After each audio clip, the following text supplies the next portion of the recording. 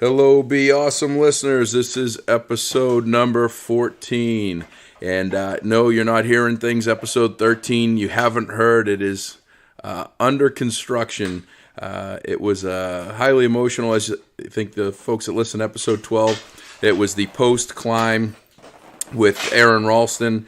I did make it to 13,200 feet, 6 miles round trip hiking. And it was, as we said in episode 12, going to be the hardest challenge that I've ever experienced, and it was mentally and physically. It took me about 9 hours. So my 10 minutes in the rental car at the bottom of the mountain has a lot of emotion, really raw, and I need to put a little intro together for it for the folks that might be listening to that podcast as their first, to understand that they're not all of me babbling and crying with some points to make. Really excited for this episode. I'm actually in my hometown of Easton, and I've got a guest. I'm in his workshop. You're probably going to hear some noise here, but his name is Chris Mills. I've known Chris for about 30 years. We've kind of not been around each other until recently, since basically high school. So the last 25 years or so, haven't seen much of each other, but we're in a group that meets once a month to try and help folks in the community out, and we've gotten to know each other better and kind of reacclimate. And he said a number of things over the last few months that just said, man, I'd really like to kind of have you on one of these podcasts. And as we've gone along, I've had a number of different reasons to have him on. And so a little bit about Chris, also known as Millsy.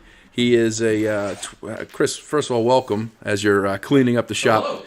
For those of you that do know Chris Mills, you will know that typically you have to take your shoes off to go in his garage, and it's got sawdust on it, so his OCD is kicking in, and he's sweeping the floor up as we do this. But Chris is a paramedic firefighter for the town of Easton for how many years has it been? 22 plus. 22 plus years. First of all, thank you for being a public servant for the town and for the state. That's a long ride, and I think I'll open up with this. My first question is, I wake up every day saying I want to make a difference in the world. I want to do something awesome. I want to be something awesome. But I have days that I can wake up and say I don't feel like working. I don't feel like doing anything. Your job, every time you wake up for a shift, you got to be awesome, right? Every call you go on has a life-saving effort involved in it. That's for me, that would be incredible stress. But there's got to be a whole bunch of different feelings. Like, you don't just wake up and just go, it's another day. What's that like? What's funny for a paramedic or a firefighter or even a police officer? I actually do think that there's a certain sense of it's all in a day's work. Yep. And I over the years, I worked for one chief. His name was Tom Stone. Was a very great man, and we had I forget what the call exactly was, but what happened was a life was saved, and it was somewhat dramatic, and people wanted to nominate us for a heroism award. And I was young, not fully matured in the fire service yet, and he said he was not a flashy guy, and he's like, no, this is what we do. Some people go to the bank every day and work, and some people get in a cruiser and patrol and look for bad things to happen, and this is what the fire department does, and it's true. So while we try to be awesome, personally, I don't think we're any different than anyone else. It's just this is my chosen profession. Feel free to disagree. People, there are some people that I work with that do think it's, a little step above or whatever, but at the end of the day, I'm Chris Mills, who happens to be a firefighter, not a firefighter who happens to be Chris Mills. Yep. That's a good way to put it. Take me back 22 plus years ago, that first call, this is the way you've always felt? Like, was out of the gate, that was like, you shared with me you thought your calling was you wanted to go into the Coast Guard originally, and you kind of came into the paramedic firefighter field as kind of a second option or something you could backup plan. You think you've always felt this way? It's always hard to, part of this whole thing that I'm doing is so that I can always remember the beginning stages of what I was like. I think guys in my profession and females, there's a certain hard wiring that you're either attracted to it or not. Same with police officers, and I've talked about this a bunch of times. I have numerous firefighter and police officer friends, and at the end of the day, there is a certain drive, there is a certain attraction to this type of work, and there is a certain satisfaction. Yes, you do. Do you get to save people's lives? Yes. Do you get to make a difference? Yes. And there's one thing that I've learned over the years is I'm going to forget taking you to the hospital and helping you. You're never going to forget me. So it's one of those where you have to try and remember that, because you are kind of a salesman for your profession. You're a salesman for your service. And if I'm having a bad day and I'm gruffing the ambulance, well, I might not remember that, but the person that I took to the hospital will. So there are days where you might struggle to be awesome.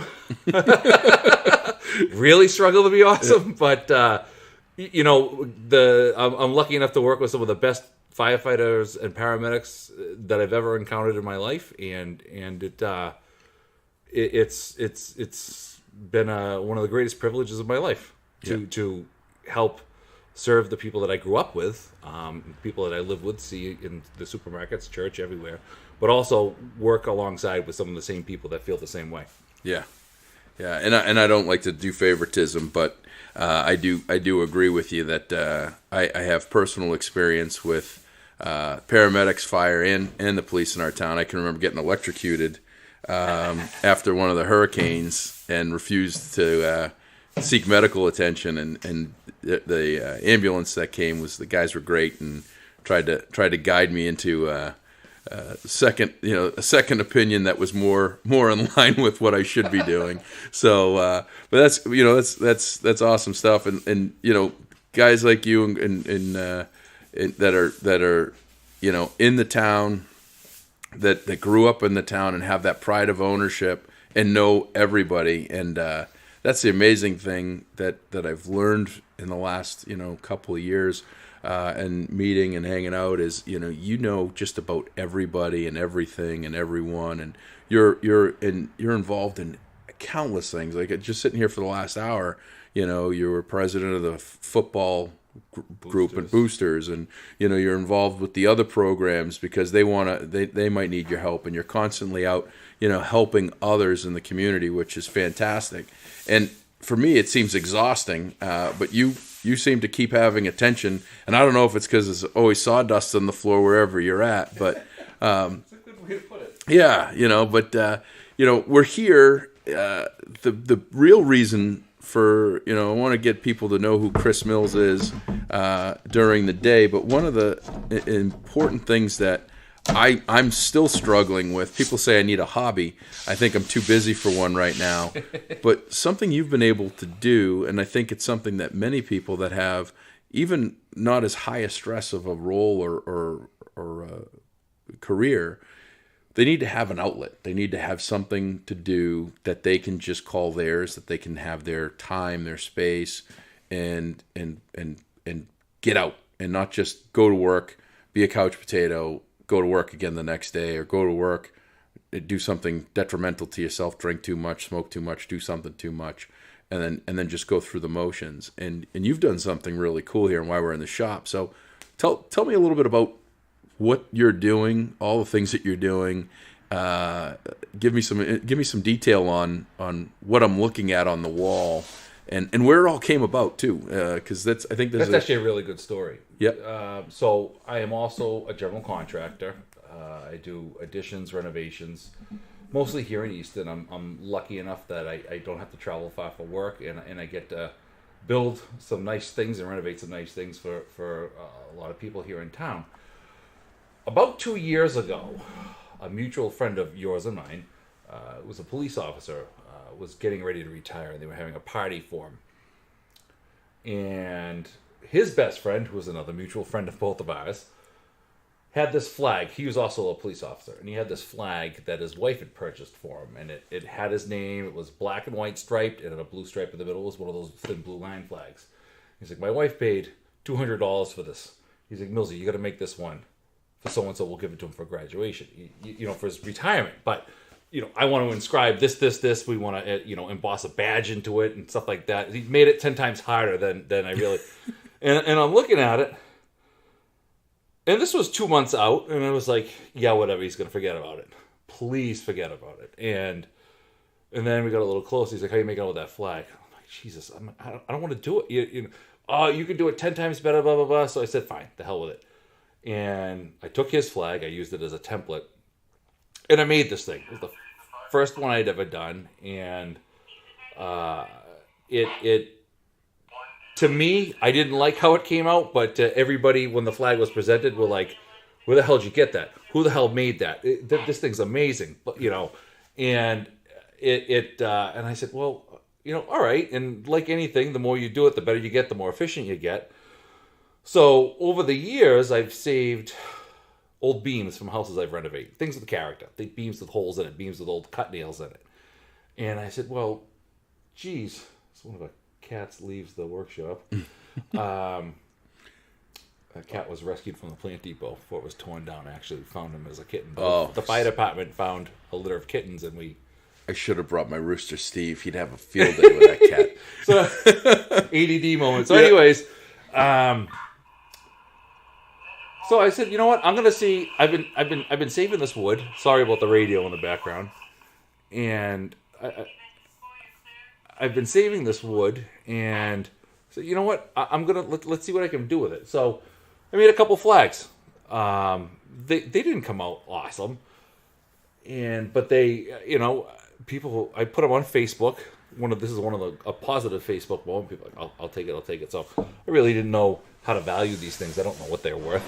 You can go on Etsy and see what other people are spending on them or paying for them and things like that. But none of them are made out of reclaimed beams. It's all new to made to look old, stuff like that. So I had somebody in the antique industry who had a connection, and they took some pictures and they had it valued in Boston. And they said basically that thing should land somewhere between $350 and $450. I was like, wow, okay. Well, it probably takes me about a week off and on to bang one of these things out from raw wood. Yeah.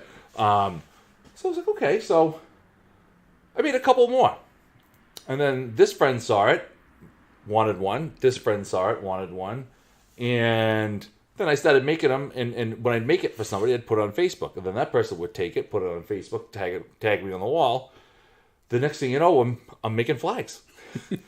And, I found better ways to make the stars. I found, creative ways to make the stars. I found different finishes. I found different ways to engrave them, burn lettering in.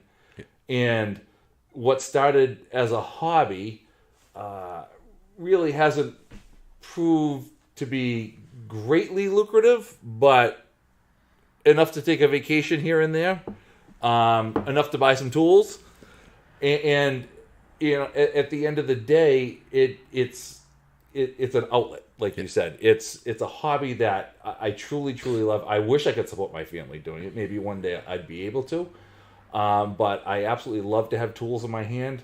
To be able to, when I show somebody a picture of an old beam, like I showed you before with the cut nails hanging out of the old knob and tube wiring holes, probably asbestos, who the hell knows, and everything else on it, and to turn it into this that someone's going to pay $300-400 for, and 99% of the people are saying, Millsy, you're not charging enough for this stuff.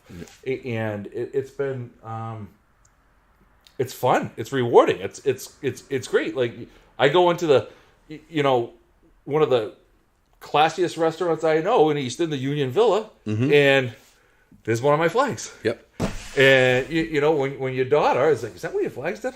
Yeah, and it's great. It's cool. Or I'll get text messages. Yep. Hey, did you sell one of your flags at the Villa, or is one of your flags? Did you make that one? Did I see? And it's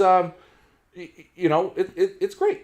So that's kind of the Reader's Digest version of how. Yeah, I've got something hanging up at the Villa for another day story. It's not as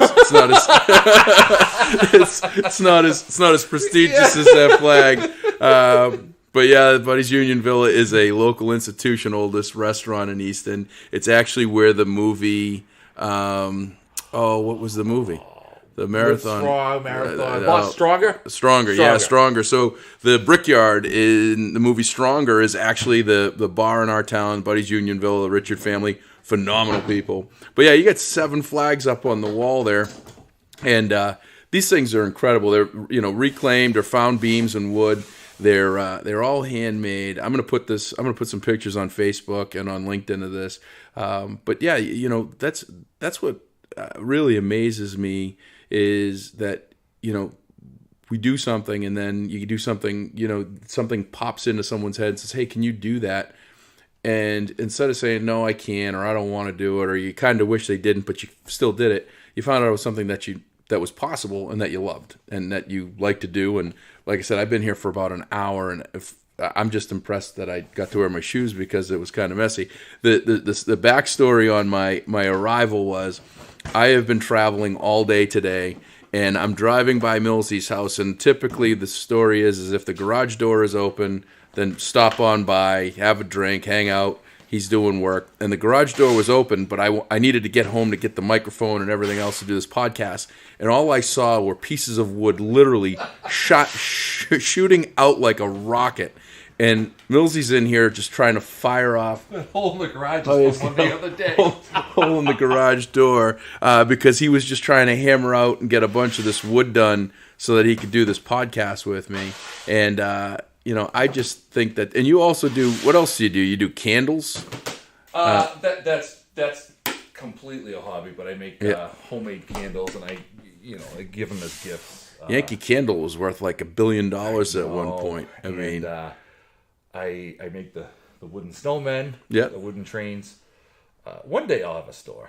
Yeah. When Flint Farm sells, I'll be the ice cream guy selling stuff. The ice cream and the wood snowman flag guy.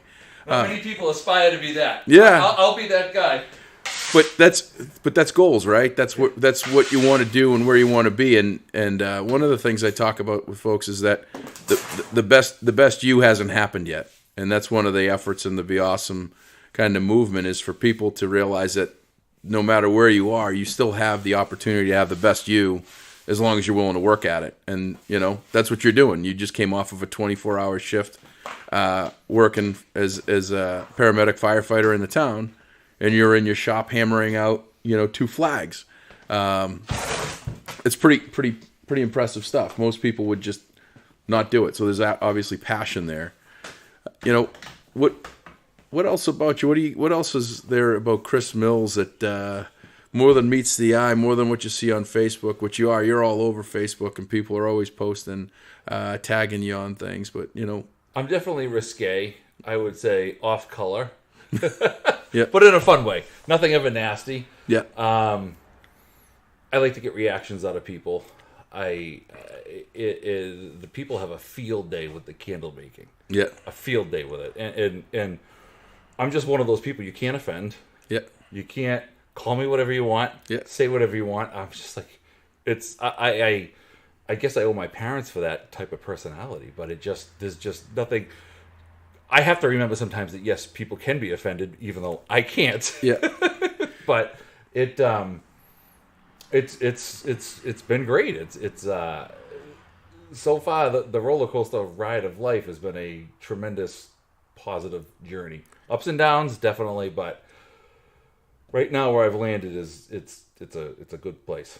Yeah, and you when you talk about what some of the stuff you do, I really appreciate you educating me with acronyms because you tagline every time that we get done with a text message is GFY, and I didn't know what that meant, and I appreciate you telling me that means good for you. So I always appreciate people that care enough about me to say good for you every time that they end a text series with me. So one of my best friends, I just built a house, and he asked me to make a barn door for him, and I spent the greater part of 2 weeks making this barn door that's going to hang in his family room, and I mean, this person, husband and wife, are just as important, if not more, than some family we have. And there are certain people in your life that you wouldn't even consider taking money from, even though they're going to force it on you. But I was honored and happy to make this thing, and it was elegant, just what they wanted. But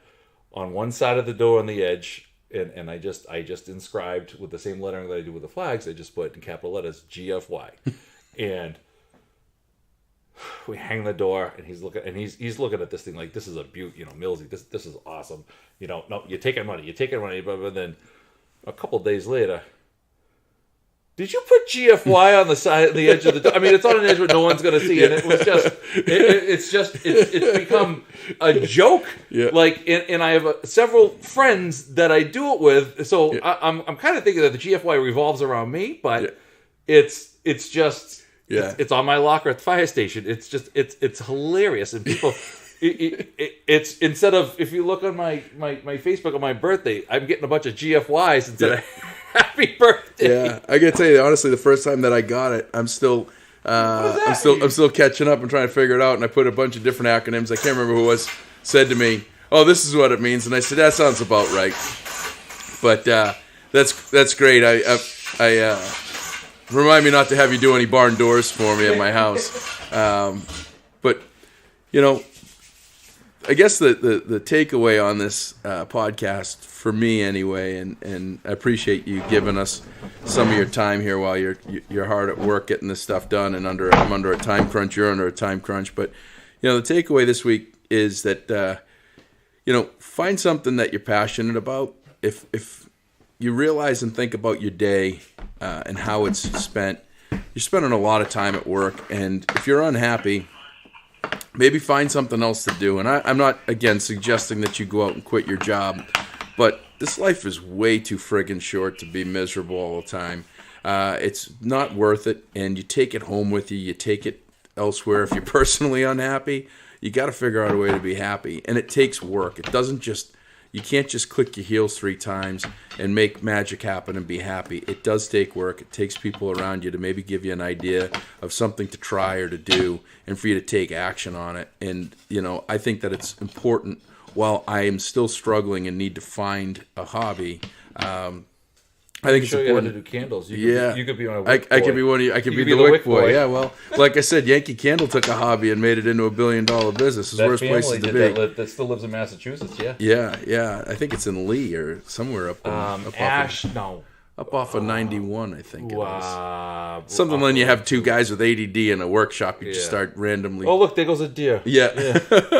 But yeah, I think it's important that you think about trying to find something that's worthwhile for you to do. One of the things that as I'm sitting here thinking about something that I want to do to help folks, because in the last couple of weeks, I've had a couple of really entrepreneurial people that have great hobbies that are providing something unique. Donovan Loomis, I got to show you some of his work. He does custom furniture in North Carolina. I'm gonna put a spot on my website for local people that have hobbies or small businesses that are truly unique and different. Not something you could get at Target or Amazon, but stuff that you could say, this has got a story to it, a story behind it, something you look at and love. But find something that. It's funny you say that. Yeah. Okay. I'm gonna. Yes. He's gonna find something at Target or Amazon. But the big thing for you to do is to find things that make you happy, and find things that make you happy outside of work. Maybe get something that you think you want to try. I'll tell you, that hike I did a week and a half ago. Time has flown by. That was so eye-opening for me in my life, and things that I need to do differently and think about and look at in a little bit of a different fashion. But this is really cool. There's so many people out there that are like Millsy, not with the ADD level that he has, or the OCD level, or the GFY level, but have these talents that aren't being leveraged, used, or even looked at to be loved. And I think there's great opportunity out there for everybody to take advantage of it and enjoy it and share with the world your talents and skills outside of just what you do every day. And he is, in this time, as you've been hearing this stuff, he has literally assembled an entire frame. I'll take a picture of this of start to finish. But he's literally just assembled an entire slat flag. 2 flags. 2 flags. I didn't even notice the first one get done. But absolutely amazing. Chris, I appreciate your time here. I know this was kind of thrown in under the gun. You mentioned everything has a story. So we made this for our fans at Be Awesome. This is a flag that was harvested from a beam just like that one I showed you earlier. We can take a picture of from that to that. Yep. It has the Be Awesome inscribed. The year I think you started doing it. Yep. But on the back of all of my flags, they're numbered. Oh, wow. It's got my my seal there, but also I was very well aware of when this was an old barn. What are my glasses on Center Street that was taken down. Mm-hmm. The barn was from 1878. The guy, when it was being taken down, a friend of mine who was leveling the building, he's like, "Hey, I got some old stuff in there if you want to come take a look at it." And I'll come take a look. It was July. And I went over there, and the guy, I'm not going to say a typical old guy, but he was just in a lawn chair with the webbing type lawn chairs, and he was just watching his barn be taken down, what was left of it, because a tree had done most of the work. Yeah. And I said, I'm going to pull out some of those beams or whatever. And he's like, that's from 1978 and 1878. I was like, oh, that's great. And on all my flags, I've numbered them, and I've put where the wood came from. Just maybe you're going to be the only one that knows, but you know that this came from our town, actually. And I just used the flag that says patriotism begins at home. Yeah.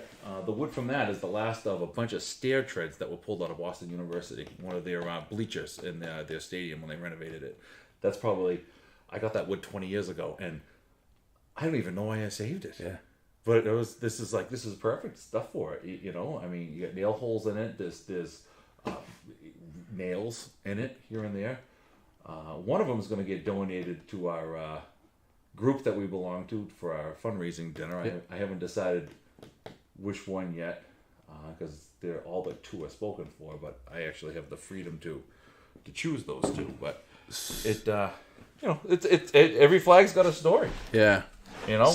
So that's actually probably the most incredible piece to this is that for those of you that have been listening, I don't prepare the way that probably most podcasters do. I've got the book and everything, but I don't do a lot of the full planning. I do feeling and talking beforehand and try to put together some ideas and thoughts of the direction I want it to go, but I want this to be free-flowing.